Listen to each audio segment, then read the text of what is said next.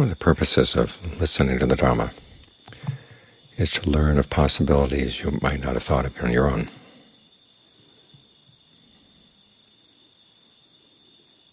For instance, with the breath. Usually when we think about breath, we think about air coming in and out of the lungs.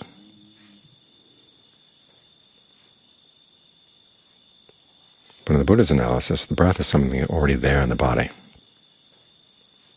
In fact, it's because of this primary breath in the body that the air does come in and out. Without the energy in the body, the air wouldn't come in and out of the lungs at all. So when you're looking for the breath in the body, look for what's already there. There are potentials here you may not have thought of.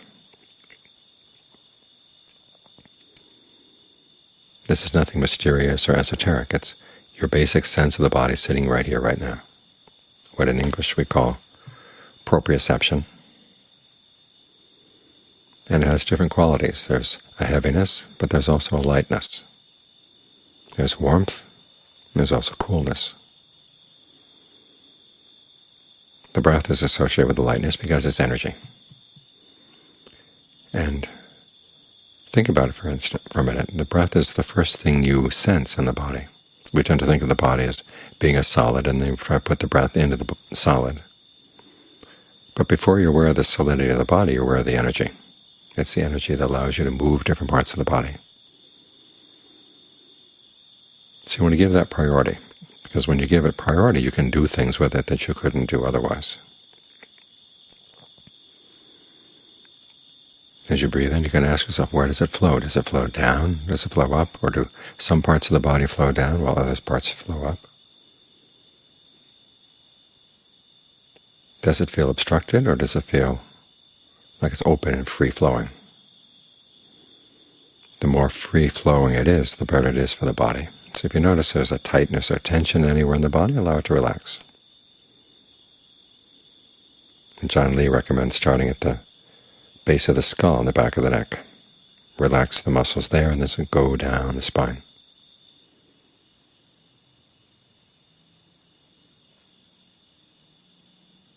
Other times, though, he talks about relaxing your feet and thinking of the breath that comes out from the feet and goes up the legs. The advantage of perceiving the body as breath in this way is you can do things with it you can't do with a solid.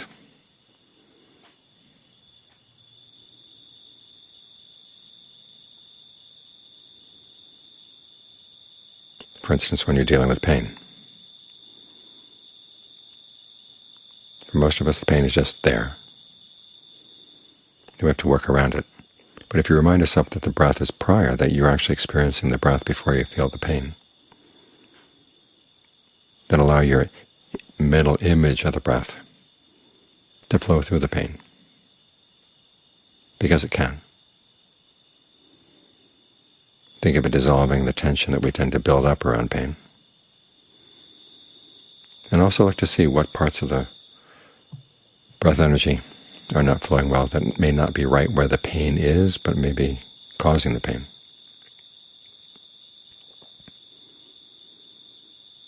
Back when I was first ordained, I tended to have migraines.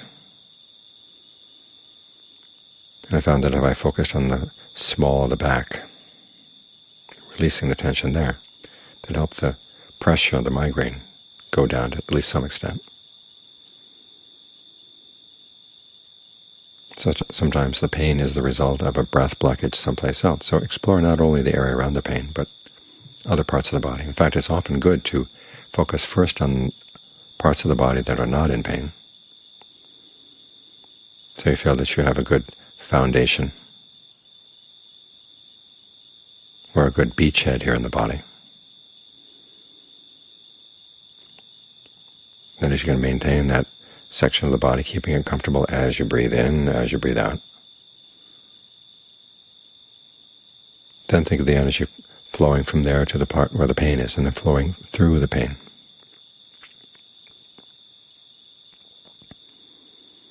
There's a lot more to play with here than you might have thought.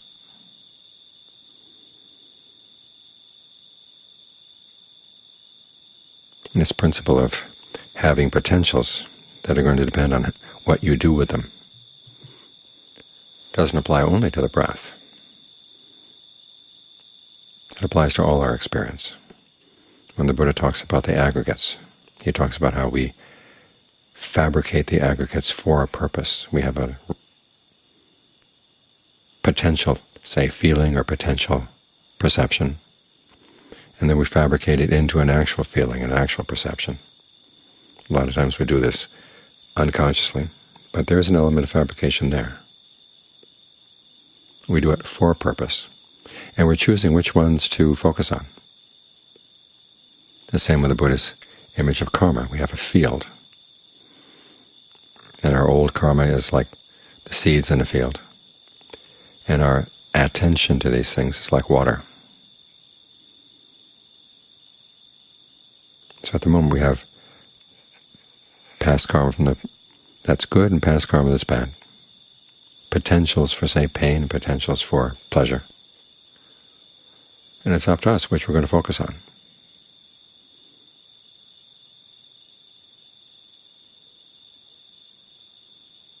This is why the Buddha's teachings are not deterministic.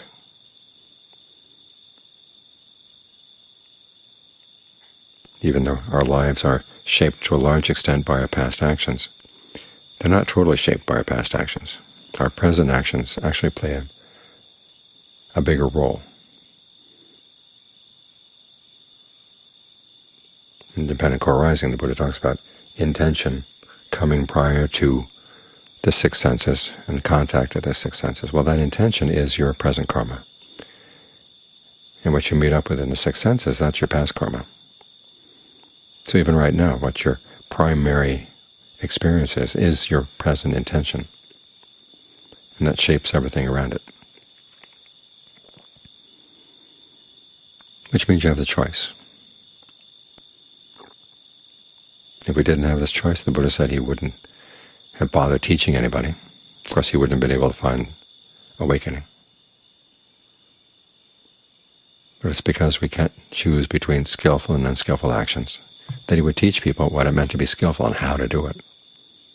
Because for a lot of us, that's what's lacking. We want to be skillful, but we don't know how. As for people who don't want to be skillful, the Buddha had no time for them. He wanted to focus on the people who realize that they are responsible for what they're doing, and they want to find a way out of the suffering they're causing.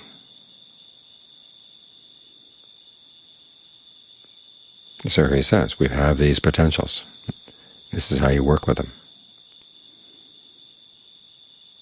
You do have the choice right now as to whether you're going to suffer or not suffer. In terms of karma, you want to develop good qualities of mind. They give you more freedom. The Buddha lists 4, 5, depending on how you count them. There's development in virtue, development in discernment. There's development in learning how not to let your mind be overcome by pain, and how to not let it be overcome by pleasure. And then finally, there are the Brahma-viharas, making the mind unlimited. He said if you develop these qualities in the mind, then karma coming in from the past, if it's bad karma, will hardly be felt at all.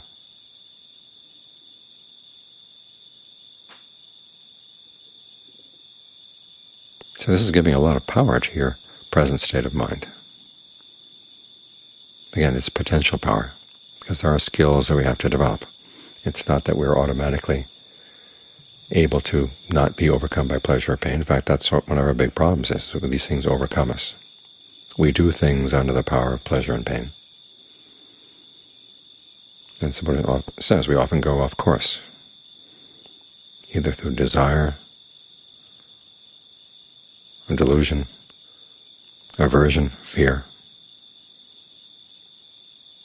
This is how we act in ways that are biased and unfair. It's because we're overcome by pleasure and pain. So the practice of concentration is one way of learning how not to be overcome by these things. This is a good skill to develop, to give you a wider range in your repertoire of dealing with the present moment, and also more freedom of movement.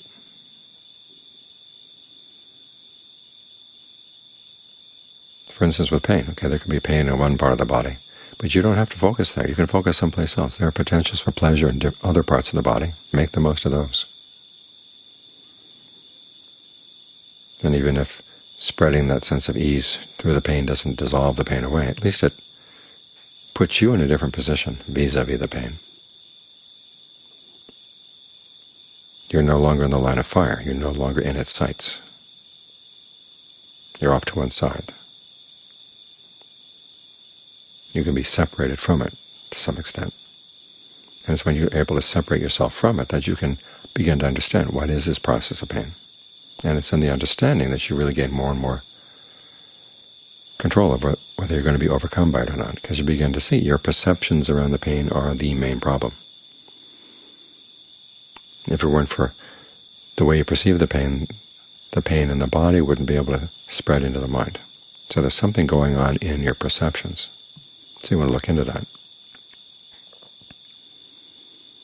Instead of seeing the pain coming at you, think of it going away from you. Instead of thinking of the pain as having a shape, leave it with an ill-defined shape. Instead of seeing it identical with the body or in the body, think of it being in the same spot but kind of on a different frequency.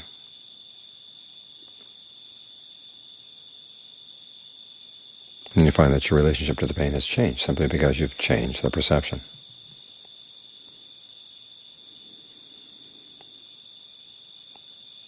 And having the pleasure of concentration gives you an alternative place to go, so you're not overcome. As for being overcome by pleasure, concentration is good practice in that way, because if you're going to stay concentrated, you can't let yourself get waylaid by the pleasure of the concentration itself. If you do, you lose your focus. You lose your alertness.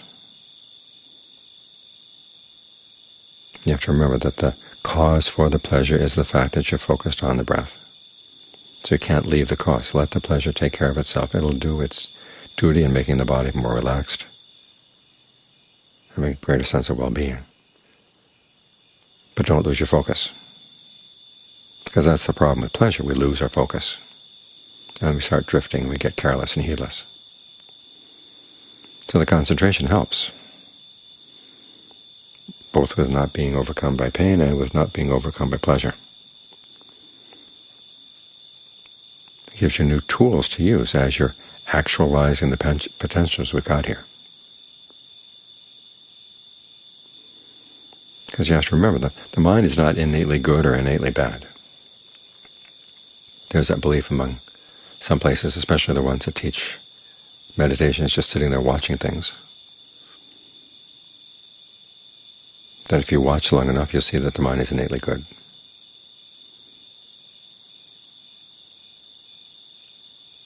And there's some parts of the mind that are misbehaving, that if you watch them, they'll stop misbehaving. But not everybody. We have other potentials inside that are not so good. So you have to be very careful which potentials you're going to maximize. In the body, there's a potential for pleasure, there's a potential for pain. Which are you going to maximize? In the mind, there's a potential for going after sensuality and a potential for not. Which are you going to actualize?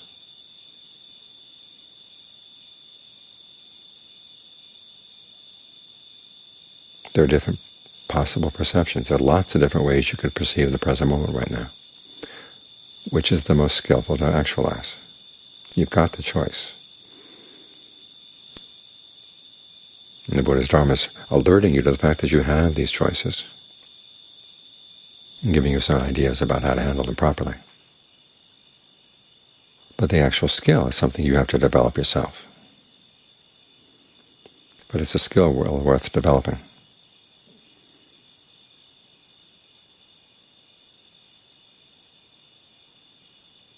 Because if you can train yourself not to be overcome by pleasure, not to be overcome by pain, it means you can learn how to rely on yourself more. Your mind isn't so easily pushed around. And there's a greater range of powers open to it.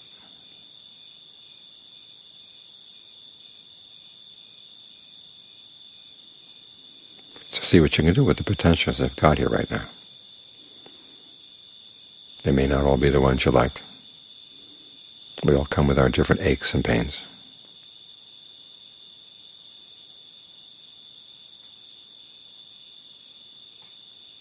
But if you develop the right skills, you'll find that doesn't matter.